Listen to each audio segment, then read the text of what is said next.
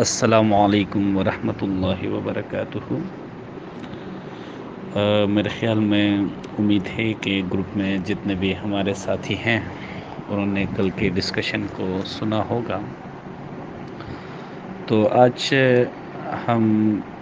کچھ ڈسکشن کو آگے بڑھاتے ہیں۔ کل ہم نے قرآن ہی سے ڈسکس کیا تھا خدا کی فطرت کے حوالے سے۔ تو فطرت طریقے پیدائش کو بھی کہا جاتا ہے،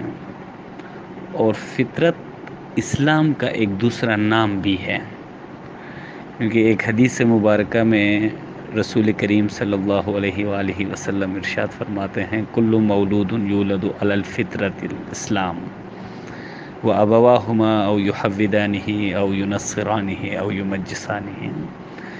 کہ ہر مولود، ہر بچہ اسلام یعنی فطرت میں پیدا ہوتا ہے، یعنی اسلام میں پیدا ہوتا ہے۔ تو اب ہمیں پتہ چلا کہ اسلام کا ایک دوسرا نام فطرت بھی ہے،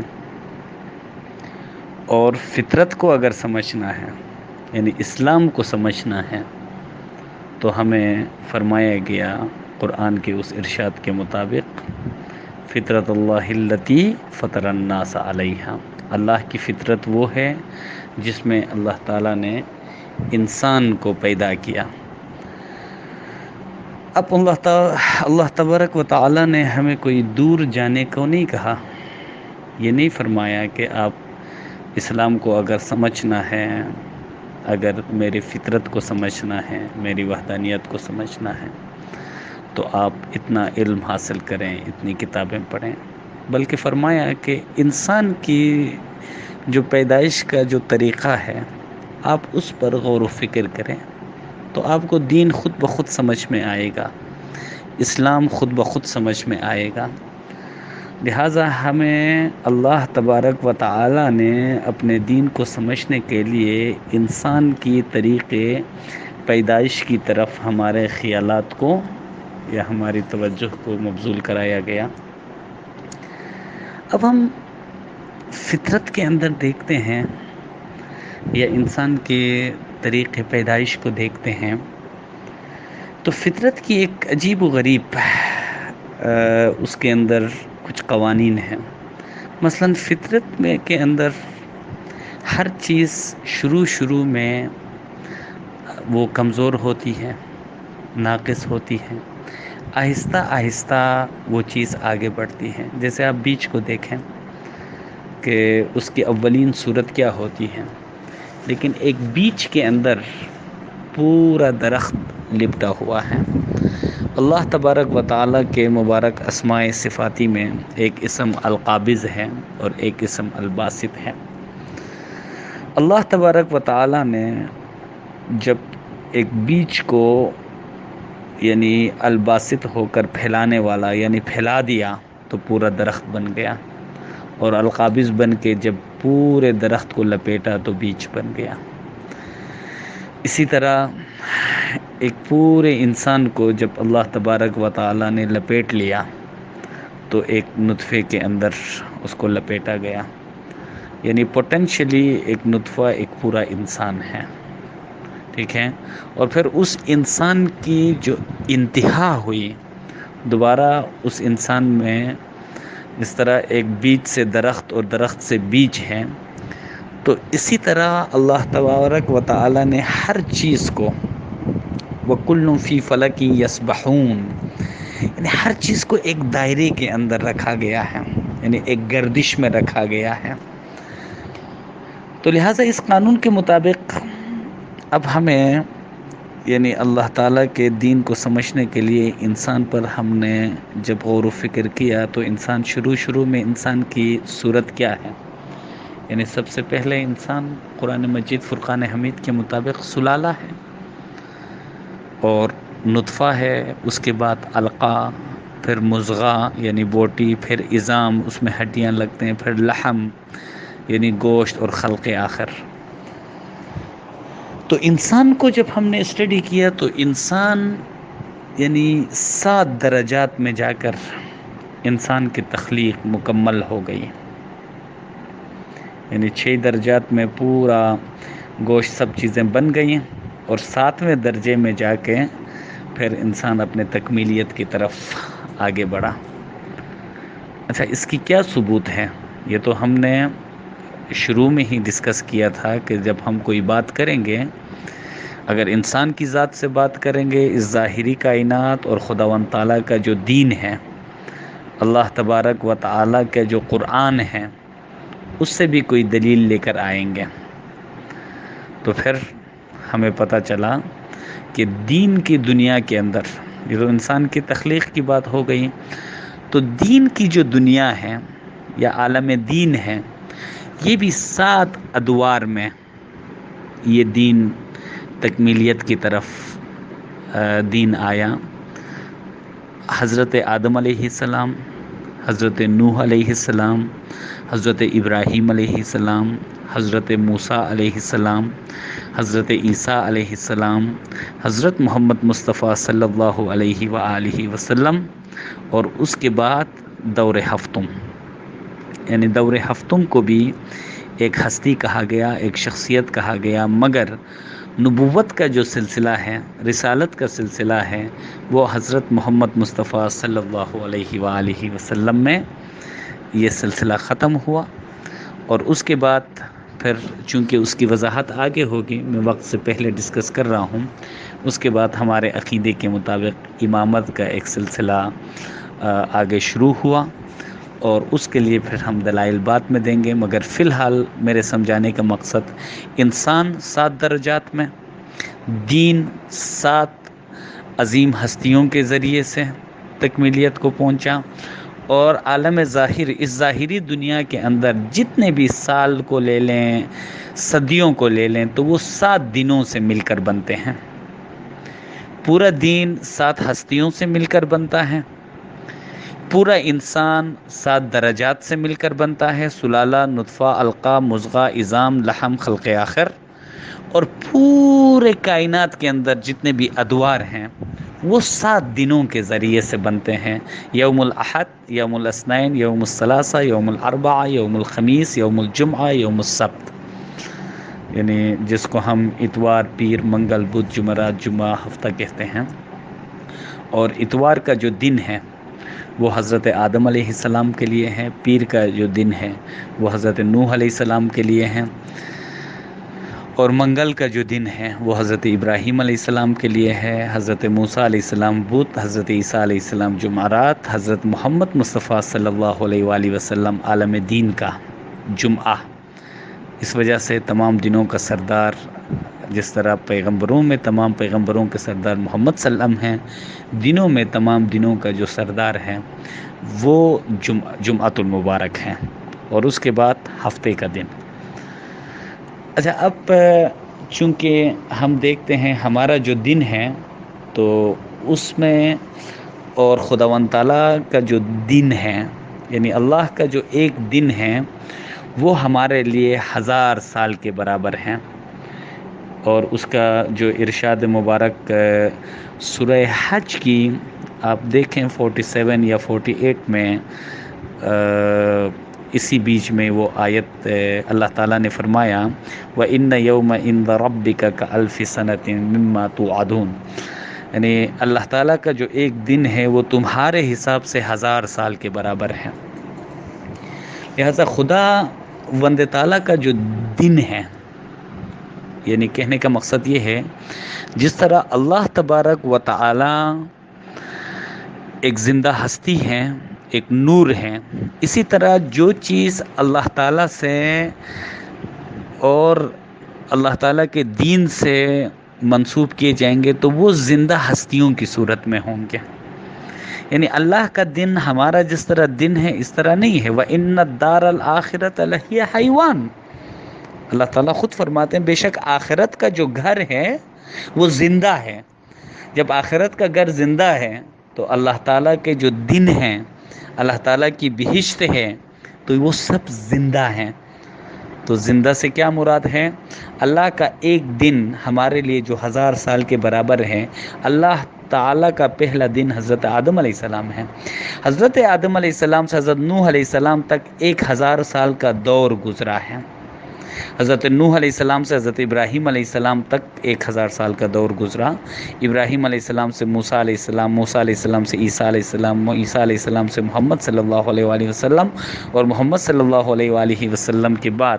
پھر 1000 سال میں یا عیسیٰ علیہ السلام کے بعد چونکہ 500 سال میں حضرت محمد صلی اللہ علیہ وآلہ وسلم آئے، اور حضرت محمد صلی اللہ علیہ وآلہ وسلم کے بعد 1500 سال کے بعد یعنی دور عیسیٰ اور دور محمد صلی اللہ علیہ وسلم جب مکمل ہوں گے خدا کے اس قانون کے مطابق، تو تقریباً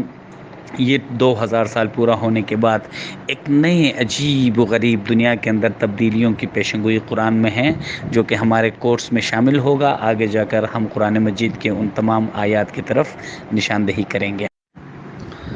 اچھا، ابھی ہمیں یعنی اس سے ایک اندازہ ہوا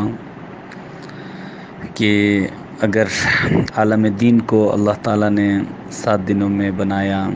یا انسان کے جب گوشت مکمل ہوتا ہے تو انسان اس وقت مکمل بن جاتا ہے، اب صرف وہ بس انسان دنیا میں پیدا ہو جاتا ہے، اور پیدا ہونے کے بعد اب اس کی خوراک کے اندر کچھ تبدیلیاں آتی ہیں، اور زمانے کے ساتھ ساتھ اس کے کپڑوں کا ناپ بدل جاتا ہے، اس کی خوراک تبدیل ہو جاتی ہے، تو یہ فطرت کا ایک تقاضا ہے۔ اب اسی طرح جب ہم دین کی بات کریں تو حضرت محمد مصطفیٰ صلی اللہ علیہ وآلہ وسلم کے زمانے میں اللہ تبارک و تعالیٰ کا جو آسمانی دین ہے وہ مکمل ہو گیا۔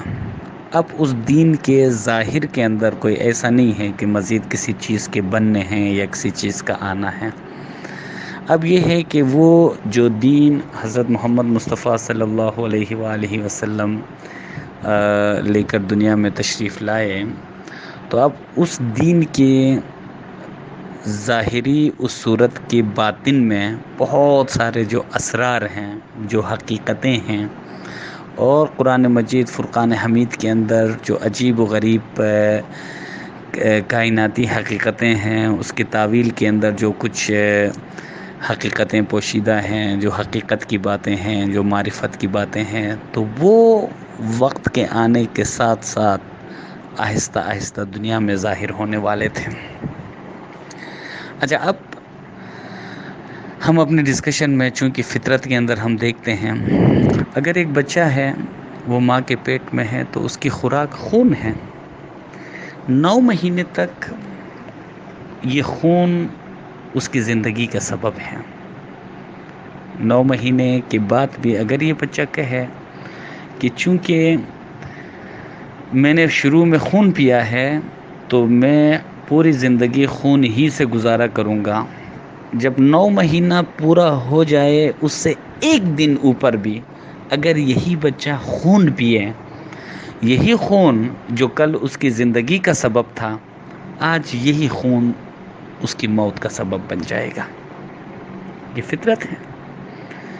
یہی بچہ جب پیدا ہو کے دودھ نہیں پیتا ہے تو ہم اس کے لیے دم دعا کراتے ہیں کسی بھی طرح سے یہ دودھ پیے تاکہ اس کی جان بنے، اس کو تقویت ملے۔ لیکن جب 2 سال پورے ہو جاتے ہیں اس کے بعد دودھ کسی طرح چھوڑ دیں اور قسم کے انواع و اقسام کے جو میوے ہیں، پھل ہیں، ان سے کچھ فائدہ حاصل کریں، اور ہم اب اس کو چھڑانے کے لیے کوئی کالک لگاتے ہیں، مرچی لگاتے ہیں، کچھ نہ کچھ کر کے بس اس کو دودھ چھڑایا جاتا ہے۔ تو لہٰذا اسی طرح دین کے اندر بھی اور مختلف مراحل ہیں۔ یعنی حضرت آدم علیہ السلام کے زمانے میں خداوند تعالیٰ کا جو دین تھا وہ اسلام ہی تھا، مگر آدم علیہ السلام کے زمانے میں 1000 سال کے لیے اسلام کی جو ظاہری ایک صورت تھی، نوح علیہ السلام زمانے میں آ کے جب اس طریقے عبادت، اس طور طریقے کے جو بھی احکامات حضرت آدم علیہ السلام لے کر آئے تھے، مگر 1000 سال لوگوں کو وہ تعلیم دینے کے بعد اب نوح علیہ السلام جب دنیا میں تشریف لائے تو حضرت آدم علیہ السلام کی شریعت کو جو حضرت آدم علیہ السلام لے کر آئے تھے دنیا میں، اس کی شریعت کو ختم کر کے حضرت نوح علیہ السلام نے ایک نیا طور طریقہ دیا، لوگوں کو تھوڑا سا آگے لے کر آئے، روحوں کو ترقی دینے کے لیے ان کو ایک اسٹیپ آگے لے کر آئے۔ جیسے اگر وہ روحانی طور پر سلالہ کی حیثیت سے تھے، اب لوگوں کو روحوں کو نطفہ کے درجے میں لے کر آنے کے لیے حضرت نوح علیہ السلام نے دنیا میں ایک نئی شریعت لے کر آئے۔ اب خدا اللہ تعالیٰ کا جو دین تھا،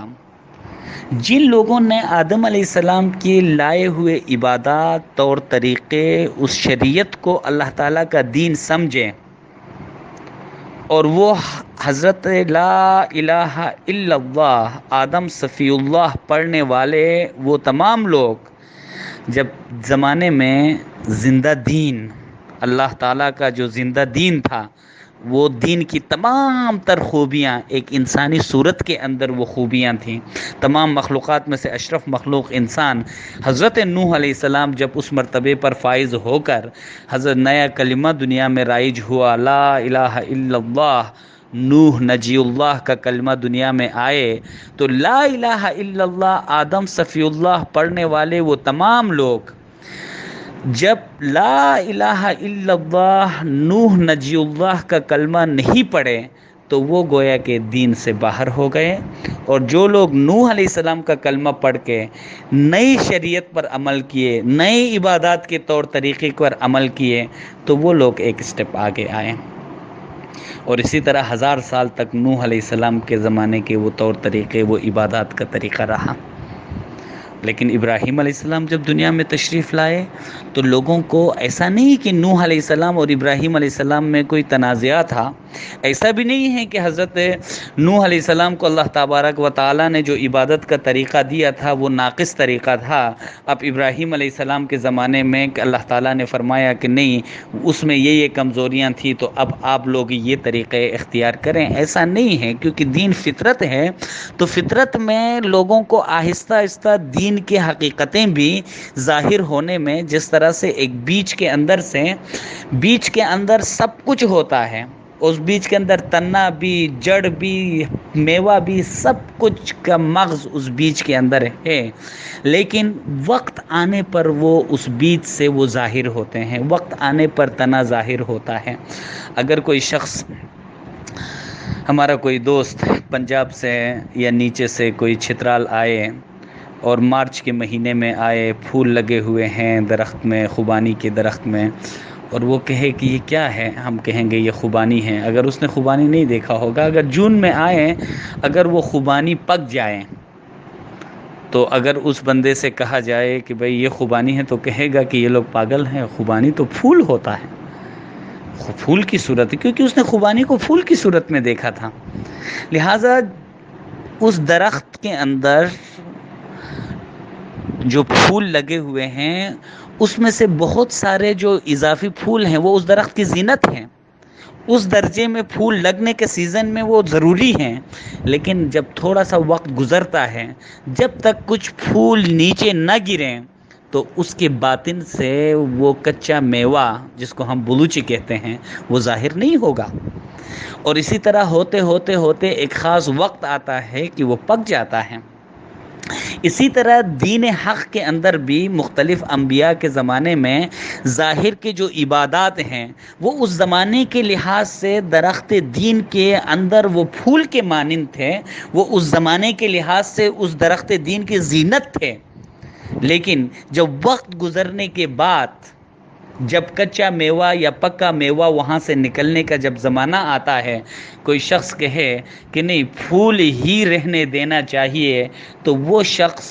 خدا کے فطرت کو، خدا کے فطرت کے اندر جو تبدیلی ہے، جو ترقی ہے، آگے سے آگے کچھ اور حقیقتیں، کچھ اور صورتیں سامنے آنے والی ہیں، جو اس کو نہیں مانتا ہے، وہ کبھی بھی نہ پکا جو ہے نا خوبانی تک پہنچ سکتا ہے، نہ کبھی مغز تک پہنچ سکتا ہے، نہ مغز کے اندر اس تیل تک پہنچ سکتا ہے، نہ اس تیل سے جو روشنی پیدا ہوتی ہے اس روشنی تک پہنچ سکتا ہے، تو وہ وہیں پہ ہی رہے گا اور وہ خوش ہوتا رہے گا کہ خوبانی کتنے اچھے اچھے پھول لگے ہوئے ہیں۔ لہٰذا اسی قانون کے مطابق دین کے اندر کچھ عبادات کچھ خاص وقت تک مختص کیے جاتے ہیں، اور پھر ان عبادات کے باطن سے عبادت کی ایک اور صورت جو کہ ایڈوانس صورت ہوتی ہے اسی کی باطن سے نکلتا ہے، کہیں اور سے نہیں آتا ہے، وہ اللہ تعالیٰ کے اس دین کے اندر آلریڈی موجود ہوتا ہے، مگر جب وقت آتا ہے تو وہ اس کے باطن سے وہ حقیقتیں باہر نکلتی ہیں۔ لہٰذا اس خدا کے اس دین کی اس فطرت کو جو نہیں مانتے ہیں تو وہ ایک جگہ اسٹک ہو کے رہ جاتے ہیں۔ وہ خدا کے دین کو جس حالت میں دیکھا اسی حالت میں مانا اور پوری زندگی عمل کیا تو وہ کبھی بھی اس دین کے باطن کے اندر جو مغز ہے، جو حکمتیں ہیں، وہاں تک نہیں پہنچ سکتے ہیں۔ لہٰذا اب ہمیں ماننا پڑے گا، اور ہم اگر یہاں پہ کوئی بھی اعتراض ہو تو ہم اس کے لیے بہت سارے دلائل قرآن ہی سے دیں گے کہ اس خداوند تعالیٰ کا جو دین ہے وہ دین فطرت ہے۔ فطرت شروع میں جو ہے نا کمزور، اور وہاں سے ایک تکمیلیت کی طرف جاتی ہے، وہ ایک دائرہ ہے، اور اس کے اندر تبدیلی کی امکانیت ہے، اور وہ تبدیلی کرنے کی ذمہ داری ہر کسی شخص کے پاس نہیں ہے، وہ اللہ تعالیٰ کی طرف سے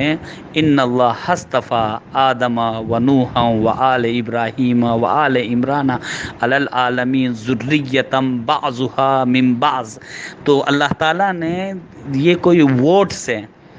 یہ کوئی جمہوریت سے بہت سارے لوگ جس کو مانیں اس کو کوئی خلیفہ بنانے کا رواج یہاں نہیں ہے۔ ان اللہ اصطفیٰ، بے شک اللہ نے چن لیا، لوگوں نے نہیں چنا، ووٹنگ نہیں ہوئی۔ کس کو؟ آدم کو، نوح علیہ السلام کو، ابراہیم علیہ السلام کو، اور آل عمران، یعنی آل عمران حضرت ابو طالب علیہ السلام کا ایک نام ہے، یعنی ان کی آل کو پوری دنیا میں سے چنا۔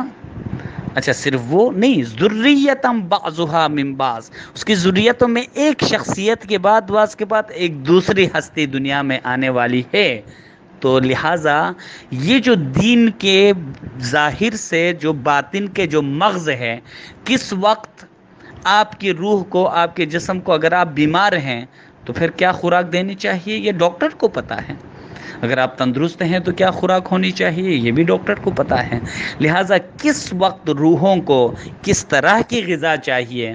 یہ منتخب اور یہ فیصلہ کرنے والا دنیا میں کوئی شخص نہیں ہے، یہ اللہ تبارک و تعالیٰ کی طرف سے منتخب کردہ شخصیات ہوں گے۔ اب ہم ایک جو ہے ایک خاص ٹریک پہ پہنچے ہیں، اب ہم پھر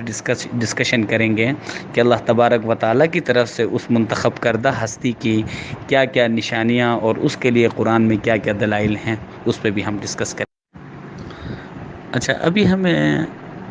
یعنی اس سے ایک اندازہ ہوا کہ اگر عالم دین کو اللہ تعالیٰ نے 7 دنوں میں بنایا، یا انسان کے جب گوشت مکمل ہوتا ہے تو انسان اس وقت مکمل بن جاتا ہے، اب صرف وہ بس انسان دنیا میں پیدا ہو جاتا ہے،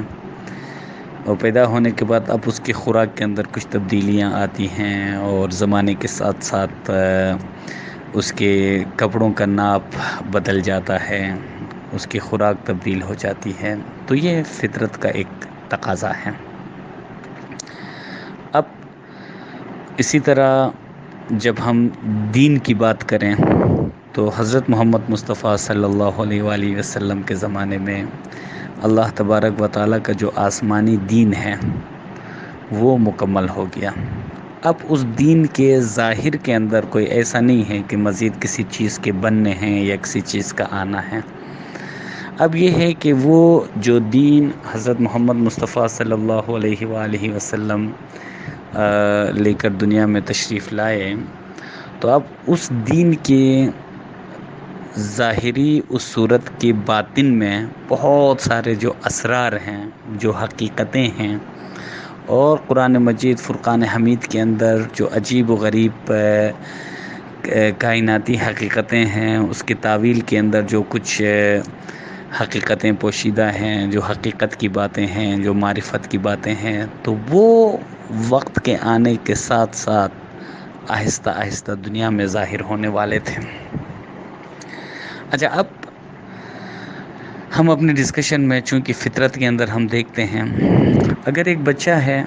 وہ ماں کے پیٹ میں ہے تو اس کی خوراک خون ہے، 9 مہینے تک یہ خون اس کی زندگی کا سبب ہے. 9 مہینے کے بعد بھی اگر یہ بچہ کہے کہ چونکہ میں نے شروع میں خون پیا ہے تو میں پوری زندگی خون ہی سے گزارا کروں گا، جب 9 مہینہ پورا ہو جائے اس سے ایک دن اوپر بھی اگر یہی بچہ خون پیے، یہی خون جو کل اس کی زندگی کا سبب تھا، آج یہی خون اس کی موت کا سبب بن جائے گا. یہ فطرت ہے. یہی بچہ جب پیدا ہو کے دودھ نہیں پیتا ہے تو ہم اس کے لیے دم دعا کراتے ہیں کسی بھی طرح سے یہ دودھ پیے تاکہ اس کی جان بنے، اس کو تقویت ملے. لیکن جب 2 سال پورے ہو جاتے ہیں اس کے بعد دودھ کسی طرح چھوڑ دیں اور قسم کے انواع و اقسام کے جو میوے ہیں، پھل ہیں، ان سے کچھ فائدہ حاصل کریں، اور ہم اب اس کو چھڑانے کے لیے کوئی کالک لگاتے ہیں، مرچی لگاتے ہیں، کچھ نہ کچھ کر کے بس اس کو دودھ چھڑایا جاتا ہے.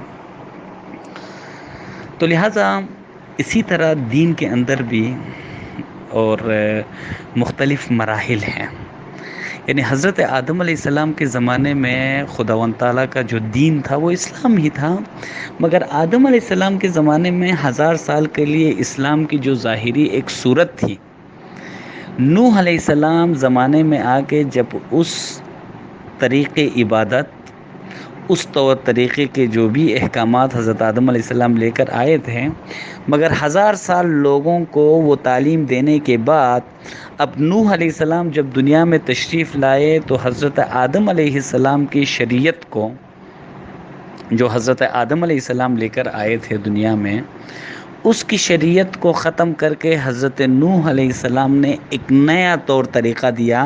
لوگوں کو تھوڑا سا آگے لے کر آئے،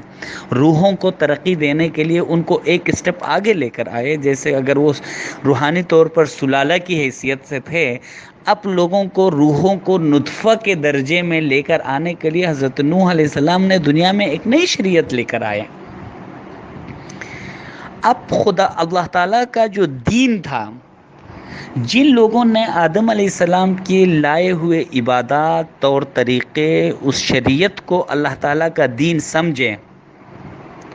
اور وہ حضرت لا الہ الا اللہ آدم صفی اللہ پڑھنے والے وہ تمام لوگ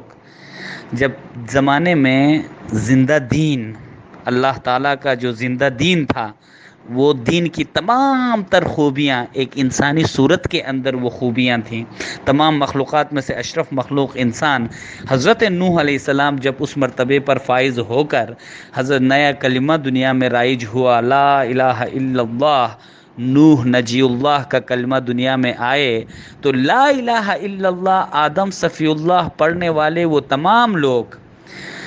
جب لا الہ الا اللہ نوح نجی اللہ کا کلمہ نہیں پڑھے تو وہ گویا کہ دین سے باہر ہو گئے، اور جو لوگ نوح علیہ السلام کا کلمہ پڑھ کے نئی شریعت پر عمل کیے، نئی عبادات کے طور طریقے پر عمل کیے، تو وہ لوگ ایک اسٹیپ آگے آئے. اور اسی طرح 1000 سال تک نوح علیہ السلام کے زمانے کے وہ طور طریقے، وہ عبادات کا طریقہ رہا. لیکن ابراہیم علیہ السلام جب دنیا میں تشریف لائے تو لوگوں کو ایسا نہیں کہ نوح علیہ السلام اور ابراہیم علیہ السلام میں کوئی تنازعہ تھا، ایسا بھی نہیں ہے کہ حضرت نوح علیہ السلام کو اللہ تبارک و تعالیٰ نے جو عبادت کا طریقہ دیا تھا وہ ناقص طریقہ تھا. اب ابراہیم علیہ السلام کے زمانے میں کہ اللہ تعالیٰ نے فرمایا کہ نہیں، اس میں یہ کمزوریاں تھیں تو اب آپ لوگ یہ طریقے اختیار کریں، ایسا نہیں ہے. کیونکہ دین فطرت ہے، تو فطرت میں لوگوں کو آہستہ آہستہ دین کی حقیقتیں بھی ظاہر ہونے میں، جس طرح سے ایک بیج کے اندر سب کچھ ہوتا ہے، اس بیج کے اندر تنا بھی، جڑ بھی، میوہ بھی، سب کچھ کا مغز اس بیج کے اندر ہے، لیکن وقت آنے پر وہ اس بیج سے وہ ظاہر ہوتے ہیں، وقت آنے پر تنا ظاہر ہوتا ہے. اگر کوئی شخص، ہمارا کوئی دوست پنجاب سے یا نیچے سے کوئی چھترال آئے اور مارچ کے مہینے میں آئے، پھول لگے ہوئے ہیں درخت میں، خوبانی کے درخت میں، اور وہ کہے کہ یہ کیا ہے، ہم کہیں گے یہ خوبانی ہے. اگر اس نے خوبانی نہیں دیکھا ہوگا، اگر جون میں آئیں، اگر وہ خوبانی پک جائیں، تو اگر اس بندے سے کہا جائے کہ بھئی یہ خوبانی ہے، تو کہے گا کہ یہ لوگ پاگل ہیں، خوبانی تو پھول ہوتا ہے، پھول کی صورت ہے، کیونکہ اس نے خوبانی کو پھول کی صورت میں دیکھا تھا. لہٰذا اس درخت کے اندر جو پھول لگے ہوئے ہیں، اس میں سے بہت سارے جو اضافی پھول ہیں وہ اس درخت کی زینت ہیں. اس درجے میں پھول لگنے کے سیزن میں وہ ضروری ہیں، لیکن جب تھوڑا سا وقت گزرتا ہے، جب تک کچھ پھول نیچے نہ گریں، تو اس کے باطن سے وہ کچا میوہ، جس کو ہم بلوچی کہتے ہیں، وہ ظاہر نہیں ہوگا. اور اسی طرح ہوتے ہوتے ہوتے ایک خاص وقت آتا ہے کہ وہ پک جاتا ہے. اسی طرح دین حق کے اندر بھی مختلف انبیاء کے زمانے میں ظاہر کے جو عبادات ہیں، وہ اس زمانے کے لحاظ سے درخت دین کے اندر وہ پھول کے مانند تھے، وہ اس زمانے کے لحاظ سے اس درخت دین کی زینت تھے. لیکن جب وقت گزرنے کے بعد، جب کچا میوہ یا پکا میوہ وہاں سے نکلنے کا جب زمانہ آتا ہے، کوئی شخص کہے کہ نہیں پھول ہی رہنے دینا چاہیے، تو وہ شخص خدا کی فطرت کو، خدا کی فطرت کے اندر جو تبدیلی ہے، جو ترقی ہے، آگے سے آگے کچھ اور حقیقتیں، کچھ اور صورتیں سامنے آنے والی ہیں، جو اس کو نہیں مانتا ہے، وہ کبھی بھی نہ پکا جو ہے نا خوبانی تک پہنچ سکتا ہے، نہ کبھی مغز تک پہنچ سکتا ہے، نہ مغز کے اندر اس تیل تک پہنچ سکتا ہے، نہ اس تیل سے جو روشنی پیدا ہوتی ہے اس روشنی تک پہنچ سکتا ہے. تو وہ وہیں پہ ہی رہے گا اور وہ خوش ہوتا رہے گا کہ خوبانی کتنے اچھے اچھے پھول لگے ہوئے ہیں. لہٰذا اسی قانون کے مطابق دین کے اندر کچھ عبادات کچھ خاص وقت تک مختص کیے جاتے ہیں، اور پھر ان عبادات کے باطن سے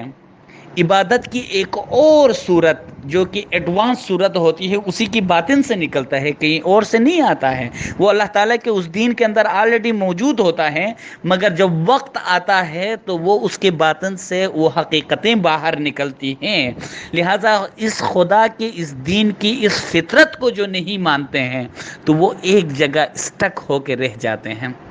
وہ خدا کے دین کو جس حالت میں دیکھا اسی حالت میں مانا اور پوری زندگی عمل کیا، تو وہ کبھی بھی اس دین کے باطن کے اندر جو مغز ہے، جو حکمتیں ہیں، وہاں تک نہیں پہنچ سکتے ہیں. لہٰذا اب ہمیں ماننا پڑے گا، اور ہم اگر یہاں پہ کوئی بھی اعتراض ہو تو ہم اس کے لیے بہت سارے دلائل قرآن ہی سے دیں گے کہ اس خداوند تعالیٰ کا جو دین ہے وہ دین فطرت ہے. فطرت شروع میں جو ہے نا کمزور، اور وہاں سے ایک تکمیلیت کی طرف جاتی ہے، وہ ایک دائرہ ہے، اور اس کے اندر تبدیلی کی امکانیت ہے، اور وہ تبدیلی کرنے کی ذمہ داری ہر کسی شخص کے پاس نہیں ہے. وہ اللہ تعالیٰ کی طرف سے ان اللہ اصطفیٰ آدم و نوح و آل ابراہیم و آل عمران علی العالمین ذریۃ بعضها من بعض. تو اللہ تعالیٰ نے یہ کوئی ووٹ سے، یہ کوئی جمہوریت سے بہت سارے لوگ جس کو مانیں اس کو کوئی خلیفہ بنانے کا رواج یہاں نہیں ہے. ان اللہ اصطفیٰ، بے شک اللہ نے چن لیا، لوگوں نے نہیں چنا، ووٹنگ نہیں ہوئی. کس کو؟ آدم کو، نوح علیہ السلام کو، ابراہیم علیہ السلام کو، اور آل عمران، یعنی آل عمران حضرت ابو طالب علیہ السلام کا ایک نام ہے، یعنی ان کی آل کو پوری دنیا میں سے چنا. اچھا صرف وہ نہیں، ذریتم بعضها من بعض، اس کی ذریتوں میں ایک شخصیت کے بعد بعض کے بعد ایک دوسری ہستی دنیا میں آنے والی ہے. تو لہٰذا یہ جو دین کے ظاہر سے جو باطن کے جو مغز ہے، کس وقت آپ کی روح کو، آپ کے جسم کو، اگر آپ بیمار ہیں تو پھر کیا خوراک دینی چاہیے، یہ ڈاکٹر کو پتہ ہے. اگر آپ تندرست ہیں تو کیا خوراک ہونی چاہیے، یہ بھی ڈاکٹر کو پتہ ہے. لہٰذا کس وقت روحوں کو کس طرح کی غذا چاہیے، یہ منتخب اور یہ فیصلہ کرنے والا دنیا میں کوئی شخص نہیں ہے. یہ اللہ تبارک و تعالیٰ کی طرف سے منتخب کردہ شخصیات ہوں گے. اب ہم ایک جو ہے ایک خاص ٹریک پہ پہنچے ہیں. اب ہم پھر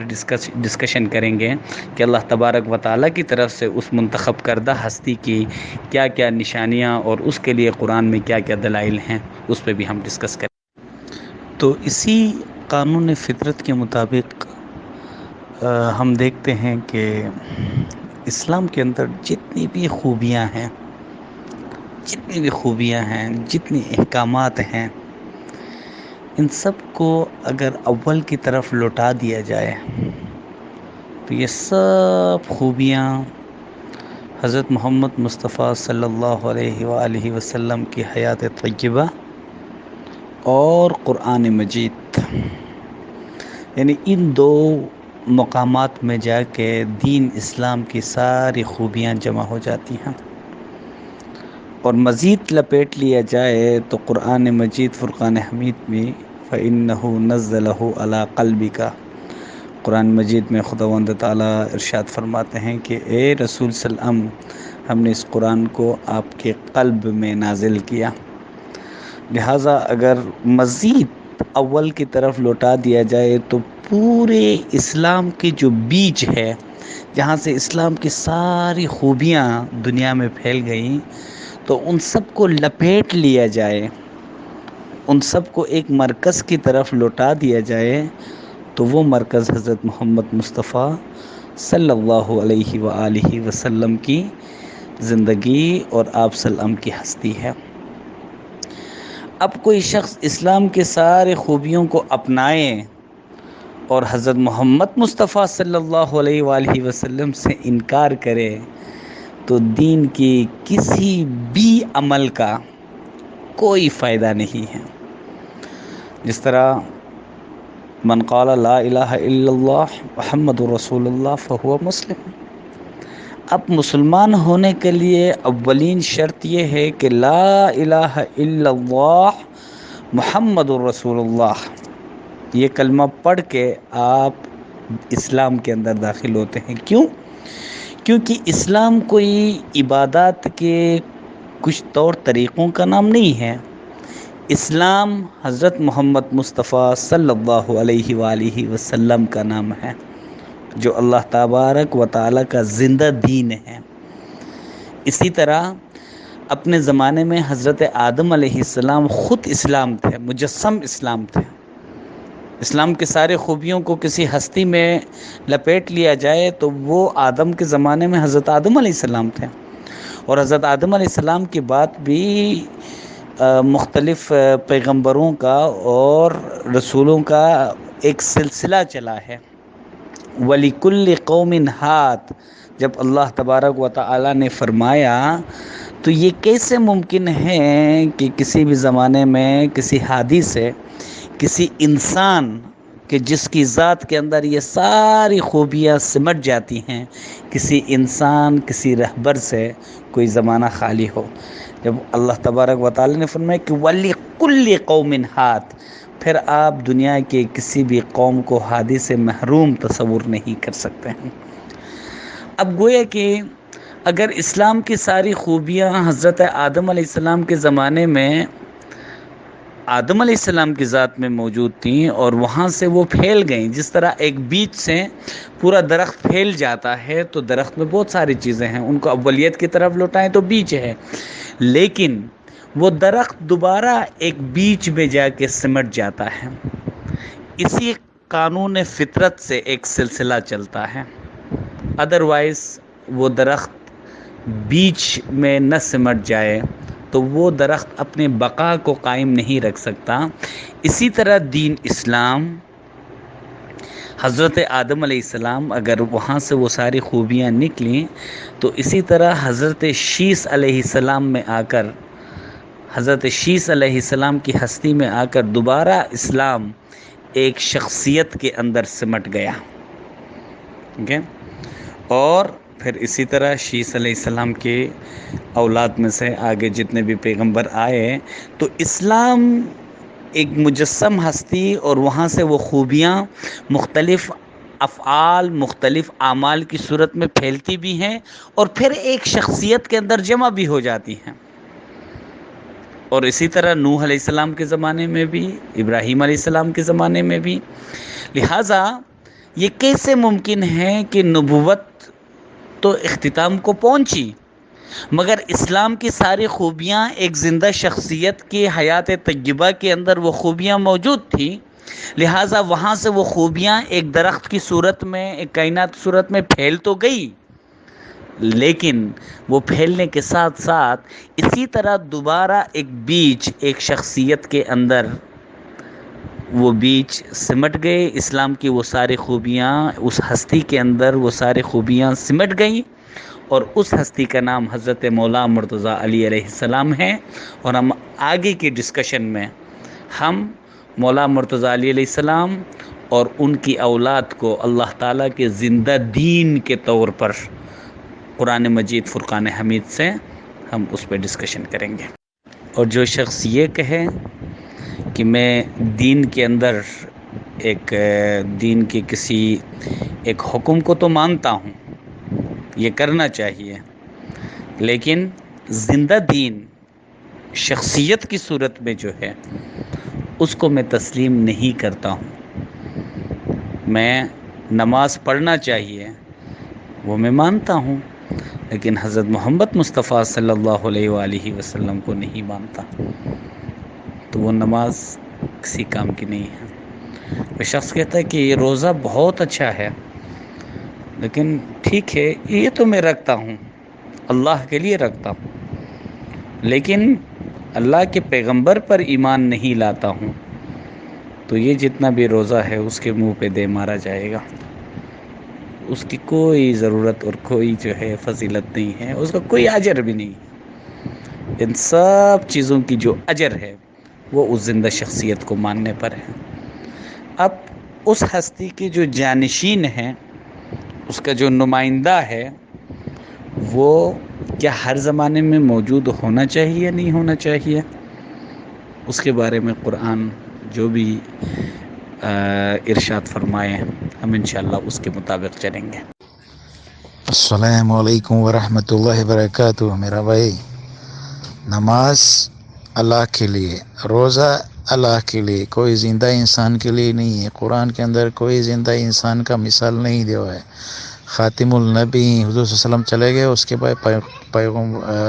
رسالت کا سلسلہ ختم ہوا۔ اگر آپ اس چکر میں رہو گے تو آپ شرک کرتے ہیں۔ الحمدللہ آپ شرک سے وہ کریں تو اللہ نجات دلائیں، اپنے آپ کو شرک نہیں کریں۔ شرک کرنا گناہ ہے۔ اللہ تعالیٰ قرآن کے اندر کہیں بھی امام کے بارے میں، کہیں بھی زندہ انسان کے بارے میں کوئی کچھ نہیں بتایا ہے۔ کسی بھی قرآن کے اندر میں کوئی بھی ایسا ذکر ہے، حضور صلی اللہ علیہ وسلم کا ذکر ہے، نبیوں کا ذکر ہے، کوئی زندہ انسان کا ذکر نہیں ہے، کوئی شخصیت کا ذکر نہیں ہے کہ اس کی عبادت کریں گے، آپ شرک کریں گے، اب کفر ہو جائے گا۔ اس لیے آپ برائے مہربانی کر کے ایسی باتیں میرے ساتھ نہیں کریں جو میرے کو بھی دماغ کو خراب کر دیں گے، اور میں آگے دوسرے لوگوں کے بھی دماغ خراب کر دوں گا۔ شرک والے باتیں آپ نہیں کریں۔ نماز اللہ کے لیے ہے، روزہ اللہ کے لیے ہے، زکوٰۃ اللہ کے لیے ہے، قربانی اللہ کے لیے۔ رہا زکوٰۃ اور قربانی جو ہے جس کا بس چلتا ہے وہ کرے گا، غریب آدمی کے اوپر فرض نہیں ہے، اور حج غریب آدمی کے اوپر فرض نہیں ہے۔ روزہ اور نماز غریب کے اوپر فرض ہے، امیر کے اوپر فرض ہے، اس کو نہیں کریں گے، اس کو ہم نہیں کریں گے